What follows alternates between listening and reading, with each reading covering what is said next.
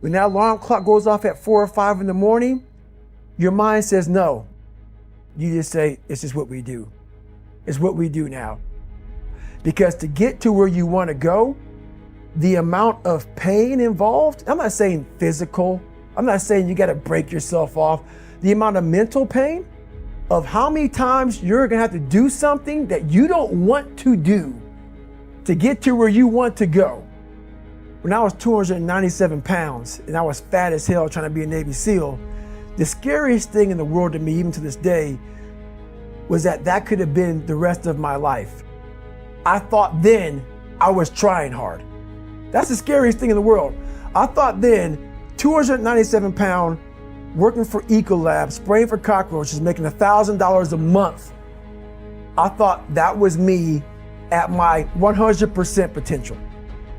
Come to find out, a few years later, I wasn't anywhere near that.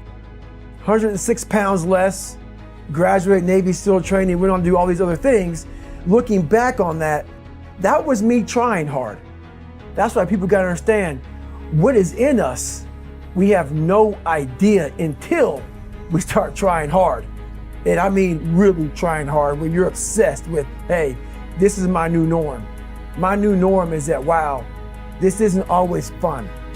It's not always meant to be fun. And that's when you know you're trying hard.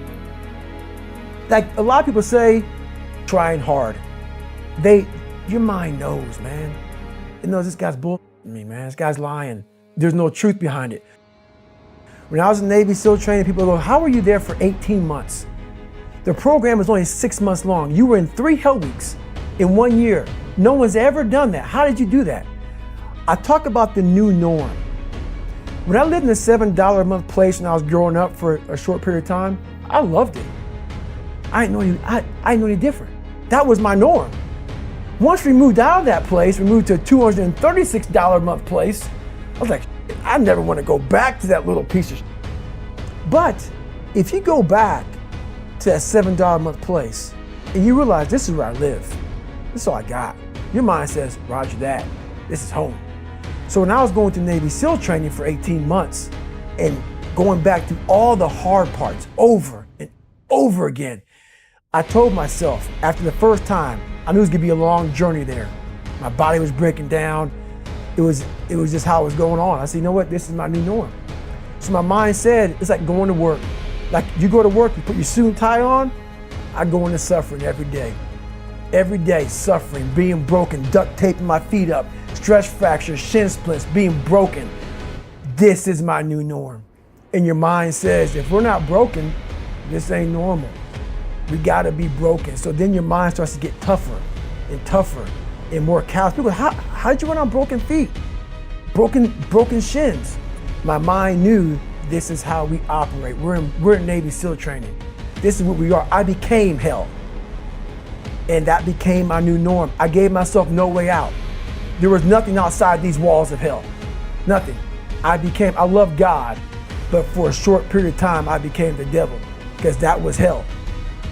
I became the boss, the owner, the CEO of Navy SEAL training. That was my mindset.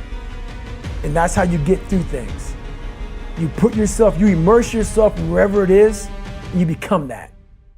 You become that and give yourself no way out. Your brain is the most powerful weapon in the world. Once you put away your phones and your computers and all that we have nowadays, yeah, it's great. We're up to date. But your brain is the only thing you have when you're going through depression, when you're going through hard times, when you're going through death, real life. You can't Google that, man. You're alone. You're alone. You may have a shrink you're going to, you may have a best friend you're going to, but there's 24 hours in the day where you're alone in this brain. And your brain is talking to you in all kinds of ways. And it wants to control you and pull you in these different pockets. If you can't control your own brain and your brain controls you, you got to tell your brain where you want to go and how you want to go and how you want to get there. You got to control it. If not, it's over. What existed for me was, okay, man, how am I going to make this work?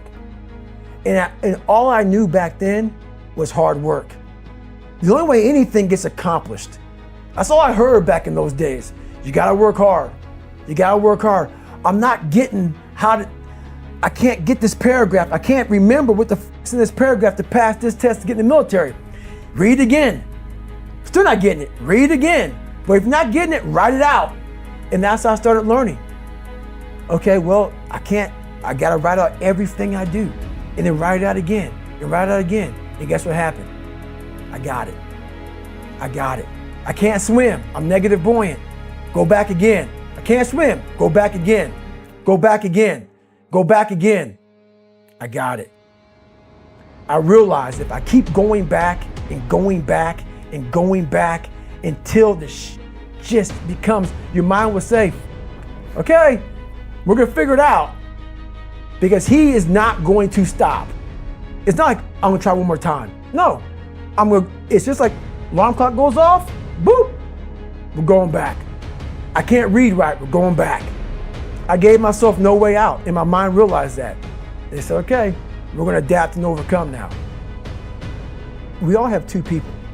We all have two people. And I'm not saying you're crazy. We have the easy voice. That's that voice that we all love. That's that very comfortable voice that's that mommy holding you saying it's gonna be okay. Doesn't care how good you are, just loves you. Just loves you no matter how messed up you are in life. So that's that one voice. This other voice that we walk very far away from is the voice saying, hey man, you ain't doing shit. So we try to get this voice out of our head completely. And we live over here in this land.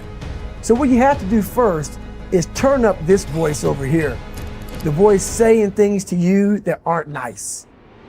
That it's in our head saying, you know what, man, dude, you're not doing shit. I'm not saying to put yourself down. I'm saying listen to the truth. And the truth isn't in the 20%. The truth is in this other part of your brain saying, look, man, you're wasting a bunch of percentage here. We have 80 more percent that we're not tapping into, because in this other 80% is suffering, pain, failure, self-doubt, darkness, and then a whole bunch of light. But to get to this light, you gotta go through all of this. So a lot of us know that. I can get over here, but over here, man, this is much better, because I gotta go through this journey that is not fun. This from 20 to 100%, this shit in between is not fun. So we decide to live over here. So everybody goes, how do you do that? You know exactly how to do that. You know exactly, it's not a magic trick. There's nothing I talk about that's a magic trick. It's all back down to a very primitive mindset of we just have to do. It's like breathing. Breathing becomes normal. Like we don't know that we're doing it. That's how you have to live your life. Is that, and so people listen to us that maybe are at 20% or 30%, you know, about, yeah, I'm going hard, I'm going max, and yet they're not seeing the results. Like, how do they actually shake themselves out of that? We're all in a battle with our own brains. That's all life. That's all life is. It's the most powerful thing in the world, is your own brain. It can work for you or against you. And as opposed to focusing on all those bad things that happened to you, all the things you didn't have, the people that called you names, all the stuff in Brazil, and you start thinking, wait a second, I just visualized this, and now I can take it to the next level, because the visualization got you through COP. It did, and I was able to visualize the end. So when I was 297, and I was all fat and out of shape, and I couldn't run a quarter mile, and I was drinking milkshakes and eating boxes of donuts, I visualized, man, how would it feel? For a brief moment, so there was 22 guys that graduated. I watched this segment on TV about these guys going through Navy SEAL training. And I couldn't even, I wasn't a great swimmer, I was afraid of the water, all this crap, man. But at the very end, it says 22 guys, there's commanding officers up there, and he gives this great speech. I was like, man, I wonder. So I started visualizing me being the 23rd guy in these dress whites, sitting there with these guys, getting that Navy SEAL, graduating this Navy SEAL training. I was like, God. So I put myself there. I was like, man, that's an amazing feeling. I put myself there at 297, not even able to do anything that these great men were doing. But I didn't know that then. My mind wasn't, I thought I lived in that moment forever. So I said, wow, man, if I could just feel like that. If I could feel like that. And what was that feeling you wanted so bad? Was that No, accomplishment? victory. I wanted to win. Not like beat somebody else. It wasn't about that. I just wanted to go the distance. Everything in my life, when something got hard, I quit. If it was reading, that's where, I wasn't great at reading. I wasn't great at writing, so I just quit. I couldn't catch on as fast as you. I had to work harder than you, so I quit. I wasn't great at things, so I quit. I'm not good at this. Like, man, if I could just go that distance, that extra mile, to just go, just to finish. I want to finish. I want to feel victory. And victory for me wasn't winning, it was just finishing. So I said, you know what? If I could feel like these guys feel, it would change my life. But what I realized, the best feeling I had was when I was by myself trying to lose this weight. I had to lose it in literally less than 3 months. 106 pounds in less than 3 months. And literally, I started feeling victory just by putting myself in the battle. It wasn't about going to Navy SEAL training. It wasn't about being the 23rd guy in that chair. I started realizing, man, just by going to war with myself every day and putting these challenges and these goals and these obstacles, these insurmountable obstacles. So it wasn't about losing 106 pounds. Me losing 5 pounds was an accomplishment. Me losing 10 pounds and then 50 pounds. And then the more I did this, the more I gained confidence. And then the more I gained confidence, the more I realized these guys can't do what I'm doing right now. I had no coach, had no trainer, had no money. I didn't know how to lose weight. I had no knowledge of what I was doing. I was just working. I was just sacrificing. And then through that, all these different tools started coming up. But I would have never found these tools if I didn't put myself in a very uncomfortable place. We all look for toughness. We all want it, but we look for it in a comfortable environment. You will not find toughness in a comfortable environment. Those of you who are listening to this, whoever hear this, you will not find it. People hear my story and think this guy is sadistic. I realized how the brain works. I figured out how the brain works. I'm a scared kid, and that's what gives me so much power. I had no foundation, and I built this off of just researching the mind. The feeling you get is basically invincibility. You realize that you can't do it all the time.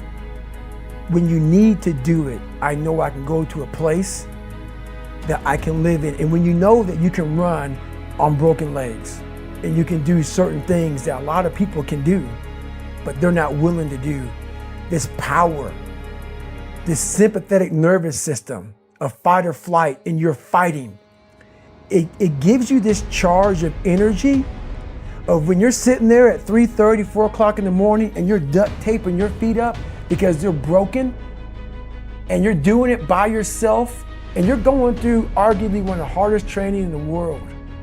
And these guys, most of them are healthy, and you're going through it broken, and you're already at a disadvantage, but you're still there. You can feed into that and tap into that for a lot of power. But if you look at it, well, I'm broken, man. I'm not gonna make it. But if you look at it as, man, I'm broken and I'm still here, and I'm fighting, and I'm gonna find a way to get through this, because I have no other place to go. It gives you a lot of power. When things start to really, really bad, my brain and a lot of people's brain, they don't go to your dad beating you up. Your brain says, we gotta get out of here. This is miserable. So anger goes away a lot of times when you're suffering, because your brain just says, we gotta run, we gotta go. So that anger is not popping up saying, oh, I'm gonna show them, I'm gonna show those people. No, there has to be a much deeper. When I say deeper, it has to be down to mineral soil. It has to be down to that nice mineral soil where nothing can burn. You can't burn dirt. So it has to be down that low, that literally is something in you that's at the core of your soul But you don't find it unless you spend a lot of time with what you want to be in life.